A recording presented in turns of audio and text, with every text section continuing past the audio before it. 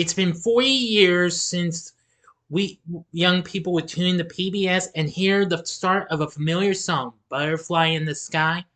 I can go twice as high, or fly, or something like that. But anyway, it's been a long time since I last saw the show, but finally I'm going to bring it to you in a TV log. Here's my TV log of Reading Rainbow. This is a Big D's Entertainment Rankings and Reviews TV log. Greetings, my fellow YouTubers. I'm Doyle, the Big D to you. This is Big D's Entertainment Rankings and Reviews, back again with another TV log. Now, sorry I forgot this. Well, the date for this was a week ago, and I got tied up with the Transformers reviews. I had forgotten that this show came out last week, 40 years ago. But now, of course, I'm going to make up for lost time and give it to you. As I'm going to be talking about a great show that I grew up watching as a kid. Yes, it was just so amazing and what have you. It was all about learning to read. Because as a kid, I grew up reading some pretty good books. Not so many of the ones that we got to see in this amazing show. And I know it is just an absolutely amazing program. So now, without further ado, I bring to you Reading Rainbow. Reading Rainbow was an educational series that aired on PBS. It premiered on June 6th in 1983. This show recently celebrated its 40th anniversary. It was produced by WNED-TV, a PBS affiliate, along with Great Plains National, another PBS affiliate, I do believe, and Lancet Media, and was hosted by LeVar Burton. Yes, Reading Rainbow. What a great show.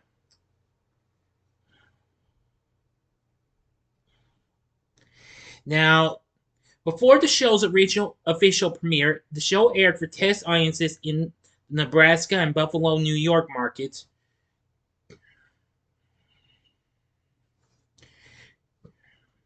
Through Nebraska, through their PBS member stations, the Nebraska ETV, now Nebraska Public Media, and WNED-TV respectively, were co-producers of the show, alongside Lancet Media. The show was created by Cicely Truitt Lancet, Larry Lancet, Twyla Liggett, Lynn Gannick, and Tony Bettino. The show's host was LeVar Burton, who would later go on to be well known for playing Lieutenant Commander Geordi LaForge in Star Trek The Next Generation. The purpose of the show was to encourage a love of books and reading among children. This series garnered over 200 broadcast awards, including a Peabody Award and 26 Emmy Awards, 10 of which were in the Outstanding Children's Series category. Each episode centered on a topic from a featured children's book that was explored through a number of on-location segments or stories. The show also recommended books for children to look for when they went to the library. Please excuse me, I'll be right back. Apologies, everyone. Anyway, the show had 15 seasons produced overall, running until November 2006, and continued in reruns until August of 2009. There were a total of 155 episodes, produced over 21 overall seasons. Yeah, I said 15 by mistake. I'm apologizing. 21 seasons. My mistake. I just misread the numbers. I'm seeing all my source. Anyway, after the show ended,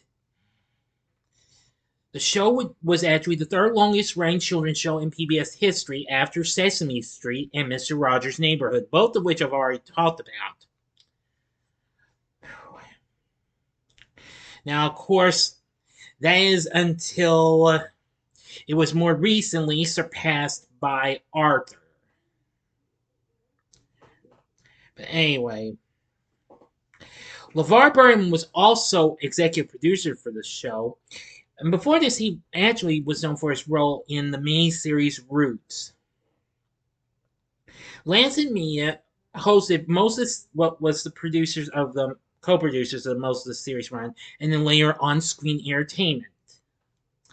Now, as I mentioned, every episode featured a different children's picture book, often narrated by a celebrity. The featured stories' illustrations were scanned by the camera in a technique known as iconographic animation of each page shown in succession, although on certain occasions the shots would be animated. After the featured story, Burton visited many places relating to the episode's theme, often featuring interviews with guests.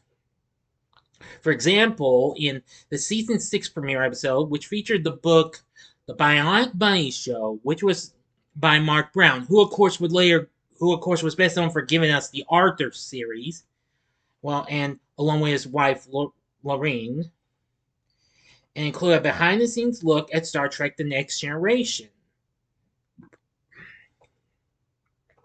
The last segment of each show was called Book Reviews and began with Burton's introductory catchphrase, which I sometimes give from when I say in my videos, as I give my best impression of it. It's like, but you'll have to take my word for it. And featured 3 children giving capsule reviews of books they liked. At the end of almost every episode, Burton signed out by telling the audience, I'll see you next time, with a review of the books featured in that episode. However, unfortunately, they didn't show that until later on. The series pilot, which was created and produced in 1981 and aired as the show's 8th episode in 1983, featured the book Gila Monsters Meet You at the Airport by Marjorie Wyman Charmet and was narrated by Doug Parvin. Now, producer Larry Lancett's daughters Sean and Caitlin were often featured in the series, notably as the children thanking the sponsors at the beginning and end of the show, as a matter of fact. Now, the theme song was well known and was written by Steve Horlick, Dennis Neil Kleinman, and Janet Weir. Where have I heard that name before? Janet Weir. Nah, no, it couldn't be.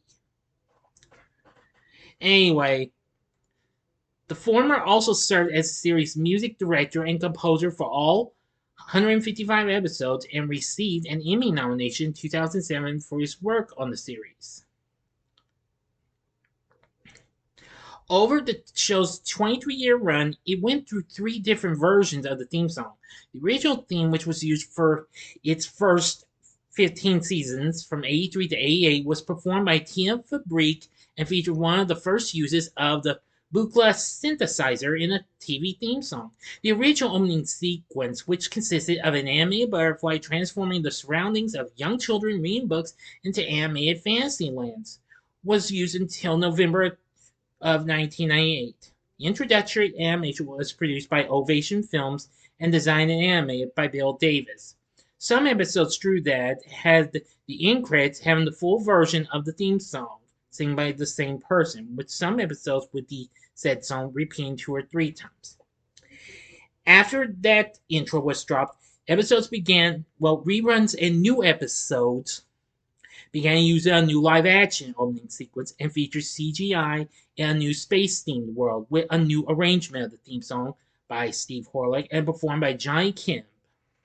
A third intro was used starting on January 3rd, 2000 with a re-record version and the original lyrics performed by R&B artist Chaka Khan. This opening sequence is mostly the same as the second one, but features footage of Burton in place of some of the animated elements. Now, original production of the series was to have ended after April 4th, 2005, with the show continuing to air in reruns, but LeVar Burton said on February 7, 2006 that 5 new episodes of the show would be shot the same year despite the continuing financial issues of PBS, which of course was now PBS Kids at the time. The show aired its final original episode on November 10, 2006, and continued to air reruns until August 28, 2009. Not only was PBS unable to secure enough funds to cover the costs associated with renewing broadcast rights and continuing reruns, the show's core philosophy was challenged as well. The show prominently featured published books throughout each episode, and licensing those books to be read aloud on the air was costly, an expensive move that producing station WNED decided not to make. Prior to the cancellation, the U.S. The U.S. Department of Education, along with the Corporation for Public Broadcasting, who was actually one of the show's first funders, and what have you. Well, now they actually would start with their they worked together in the 2000s through the U.S. Department of Education's Ready to Learn grant. It was not and they funded other shows. Throughout the early 2000s together. The Ready to Learn grant was designed for television programming that encouraged early childhood learning and development. However, under the No Child Left Behind Act, this grant was focused much more narrowly toward programs that teach literacy skills, phonics, and spelling after 2005. Since the show was originally developed upon fostering a love of reading books and not necessarily developing reading skills, the funding was redirected toward other programs that included Super Y, Word World. I said Word World, not Word Girl, and of course the reboot of the Electric Company. Now, it has been relaunched as an app before as well.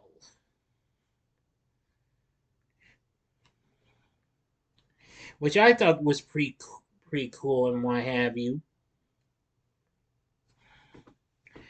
Anyway, there's been so much to go through with this.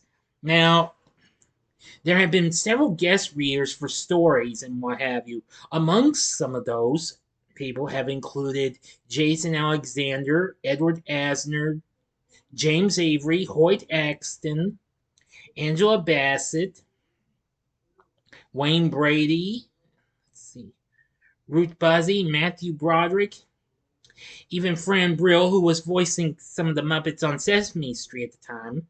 Let's see. Diane Carroll. And, oh, what can I tell you? The list goes on. Seriously. Boy, oh boy. Now, aside from the stories I mentioned earlier, there's been numerous other stories that have been featured as the main stories for the series. Some of those include The Runaway Duck, see, Arthur's Eyes, Frog and Toad, let's see, If You Give a Mouse a Cookie, and Germs Make Me Sick. And oh yeah, one more I've recalled hearing, Abby Yo-Yo. And of course I mentioned the Bionic Bunny show, which was narrated by Am West, aka TV's Batman. May he rest in peace. Also, in '95, the creators launched the first contest called Reading Rainbow Young Writers and Illustrators Contest, which was the annual writing and illustration competition for children grades kindergarten through third grade and continued until 2009 when it was relaunched as PBS Kids Go Writers Contest. And it was renamed the PBS Kids Writers Contest in 2014. Now, as a matter of fact, some of those things for this actually got to be featured as Zoom Tales for the reboot of Zoom which came out in 1999, but that didn't start occurring until maybe 2000 or 2001. And I am actually going to talk about that later on, early next year. Even though I've already talked about the original Zoom, but I'm going to talk about the reboot Zoom later on. But anyway, Reading Rainbow is such an amazing show. It still has a great theme and what have you. Now, you can find full episodes on YouTube. You can probably find them on maybe some other sites as well, but Yeah, you can find some episodes. You can also find the show on its official YouTube channel. I'm not really sure if you had to pay to get to see the episodes, but yeah, Reading Rainbow even has their own official YouTube channel.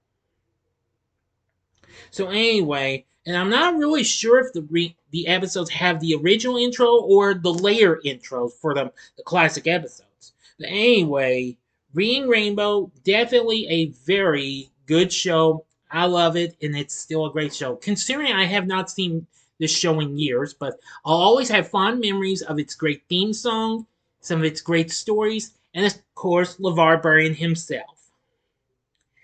So that's going to do it. What did you think of Reading Rainbow? Have you ever watched the show? I'm sure a lot of you have seen it.